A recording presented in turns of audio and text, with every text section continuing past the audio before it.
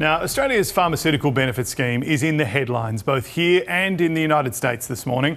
Labor is promising to put a $25 cap on the cost of PBS-listed medicines if it's re-elected, in a move to ease the cost of living. It says the savings would kick in next year and make scripts the cheapest they've been since 2004. But US drug giants are pushing Donald Trump to punish Australia with tariffs, saying schemes like the PBS undervalue American innovation and cost billions in lost sales.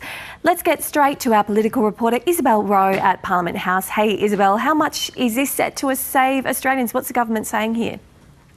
Well, on an individual level, Bridget, the cost of medicines will be capped under the Pharmaceutical Benefits Scheme at $25 per script. That is down from $31.60 that it is at the moment. On a budgetary level, this is set to save Australians, according to the government, about $200 million a year, and it will cost about $690 million over 4 years to the budget, and those figures will be made official in the budget that we are handed down next week. Now, this is something that will start from January if the Albanese government is re-elected. The government has made health a real feature of some of its pre-election commitments. This is one of several announcements it's made to do with Medicare or the PBS. But the coalition is hot on its heels and they have already committed to matching this promise. So no matter which party wins government, it seems like scripts on the PBS will be a maximum of $25 from January.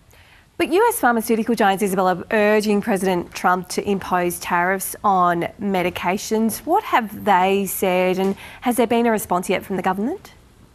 So the US trade representative bodies of pharmaceutical companies has written to the US trade representative who has been doing some of these tariff negotiations and has urged Donald Trump to retaliate against Australia with tariffs because of the PBS.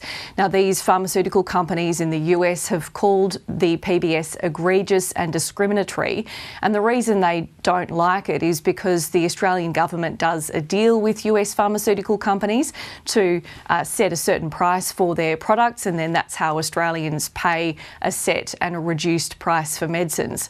Now, some pharmaceutical companies in the US say that that is devaluing their products, and so this letter is meant to urge Donald Trump to target Australia when he does this next round of tariffs that we have already heard about, potentially targeting Australian pharmaceuticals and beef.